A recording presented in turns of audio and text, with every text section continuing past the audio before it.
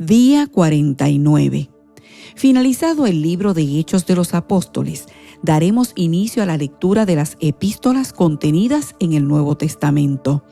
Estas son cartas escritas por apóstoles y otros líderes cristianos con la finalidad de enseñar, exhortar, corregir y fortalecer la fe cristiana. Las mismas se agrupan en dos: las epístolas paulinas y las generales. Las conocidas como epístolas paulinas fueron escritas por el apóstol Pablo y van dirigidas a iglesias o personas. Las epístolas generales fueron escritas por otros discípulos y van dirigidas a un público más amplio o universal. Comenzaremos con las paulinas. Hoy nos corresponden los capítulos 1 y 2 de la epístola a los romanos. Iniciemos la lectura. Capítulo 1. Pablo, siervo de Jesucristo, llamado a ser apóstol, apartado para el evangelio de Dios que Él había prometido antes por sus profetas en las Santas Escrituras, acerca de su Hijo, nuestro Señor Jesucristo, que era del linaje de David según la carne, que fue declarado Hijo de Dios con poder según el Espíritu de Santidad por la resurrección de entre los muertos, y por quien recibimos la gracia y el apostolado para la obediencia a la fe en todas las naciones por amor de su nombre, entre las cuales estáis también vosotros, llamados a ser de Jesucristo, a todos los que estáis en Roma, amados de Dios, llamados a ser santos. Gracia y paz a vosotros, de Dios nuestro Padre y del Señor Jesucristo. Primeramente, doy gracias a mi Dios mediante Jesucristo con respecto a todos vosotros, de que vuestra fe se divulga por todo el mundo. Porque testigo me es Dios, a quien sirvo en mi espíritu en el evangelio de su Hijo, de que sin cesar hago mención de vosotros siempre en mis oraciones, rogando que de alguna manera tenga al fin, por la voluntad de Dios, un próspero viaje para ir a vosotros. Porque deseo veros para comunicaros algún don espiritual, a fin de que seáis confirmados, esto es, para ser mutuamente confortados por la fe que nos es común a vosotros y a mí.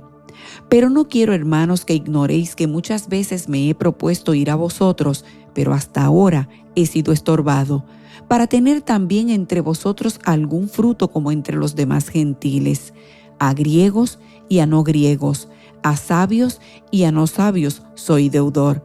Así que en cuanto a mí, pronto estoy a anunciaros el evangelio también a vosotros que estáis en Roma. Porque no me avergüenzo del evangelio, porque es poder de Dios para salvación a todo aquel que cree, al judío primeramente y también al griego. Porque en el evangelio la justicia de Dios se revela por fe y para fe, como está escrito, mas el justo por la fe vivirá. Porque la ira de Dios se revela desde el cielo contra toda impiedad e injusticia de los hombres, que detienen con injusticia la verdad, porque lo que de Dios se conoce les es manifiesto, pues Dios se lo manifestó. Porque las cosas invisibles de Él, su eterno poder y deidad, se hacen claramente visibles desde la creación del mundo, siendo entendidas por medio de las cosas hechas, de modo que no tienen excusa. Pues habiendo conocido a Dios, no le glorificaron como a Dios ni le dieron gracias, sino que se envanecieron en sus razonamientos, y su necio corazón fue entenebrecido. Profesando ser sabios, se hicieron necios y cambiaron la gloria del Dios incorruptible en semejanza de imagen de hombre corruptible, de aves, de cuadrúpedos y de reptiles. Por lo cual también Dios los entregó a la inmundicia en las concupiscencias de sus corazones, de modo que deshonraron entre sí sus propios cuerpos, ya que cambiaron la verdad de Dios por la mentira, honrando y dando culto a las criaturas antes que al Creador, el cual es bendito por los siglos. Amén. Por esto Dios los entregó a pasiones vergonzosas, pues aún sus mujeres cambiaron el uso natural por el que es contra naturaleza, y de igual modo también los hombres, dejando el uso natural de la mujer, se encendieron en su lascivia unos con otros, cometiendo hechos vergonzosos hombres con hombres, y recibiendo en sí mismos la retribución debida a su extravío. Y como ellos no aprobaron tener en cuenta a Dios, Dios los entregó a una mente reprobada para hacer cosas que no convienen, estando atestados de toda injusticia, fornicación, perversidad, avaricia, maldad, llenos de envidia, homicidios, contiendas, engaños y malignidades, murmuradores, detractores, aborrecedores de Dios, injuriosos, soberbios, altivos, inventores de males, desobedientes a los padres, necios, desleales, sin afecto natural, implacables, sin misericordia, quienes habiendo entendido el juicio de Dios, que los que practican tales cosas son dignos de muerte, no solo las hacen, sino que también se complacen con los que las practican. Capítulo 2. El justo juicio de Dios. Por lo cual eres inexcusable, oh hombre, quienquiera que seas tú que juzgas, pues en lo que juzgas a otro, te condenas a ti mismo, porque tú que juzgas, haces lo mismo. Mas sabemos que el juicio de Dios contra los que practican tales cosas es según verdad. Y piensas esto, oh hombre, tú que juzgas a los que tal hacen y haces lo mismo, que tú escaparás del juicio de Dios. ¿O menosprecias las riquezas de su benignidad, paciencia y longanimidad, ignorando que su benignidad te guía al arrepentimiento? Pero por tu dureza y por tu corazón no arrepentido, atesoras para ti mismo ira para el día de la ira y de la revelación del justo juicio de Dios, el cual pagará a cada uno conforme a sus obras.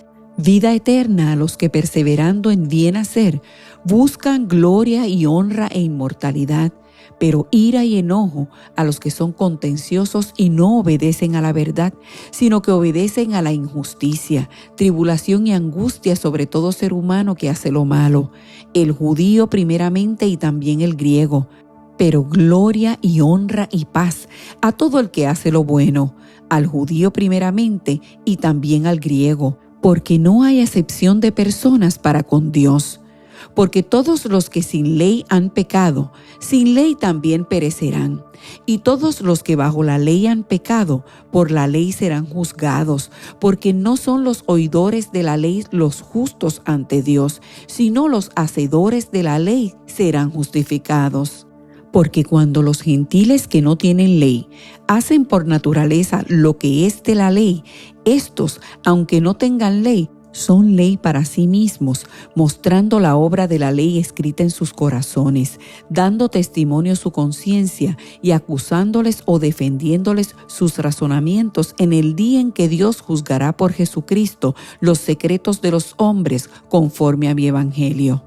He aquí, tú tienes el sobrenombre de judío y te apoyas en la ley y te glorías en Dios y conoces su voluntad e instruido por la ley apruebas lo mejor y confías en que eres guía de los ciegos, luz de los que están en tinieblas, instructor de los indoctos, maestro de niños, que tienes en la ley la forma de la ciencia y de la verdad.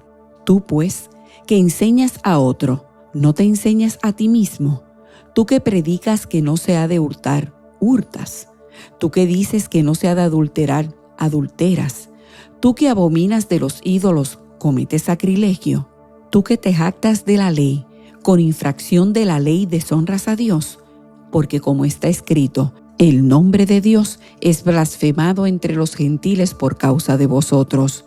Pues en verdad la circuncisión aprovecha si guardas la ley. Pero si eres transgresor de la ley, tu circuncisión viene a ser incircuncisión. Si pues el incircunciso guardare las ordenanzas de la ley, ¿no será tenida su incircuncisión como circuncisión? Y el que físicamente es incircunciso, pero guarda perfectamente la ley, te condenará a ti, que con la letra de la ley y con la circuncisión eres transgresor de la ley. Pues no es judío el que lo es exteriormente, ni es la circuncisión la que se hace exteriormente en la carne, sino que es judío el que lo es en lo interior, y la circuncisión es la del corazón, en espíritu, no en letra, la alabanza del cual no viene de los hombres, sino de Dios.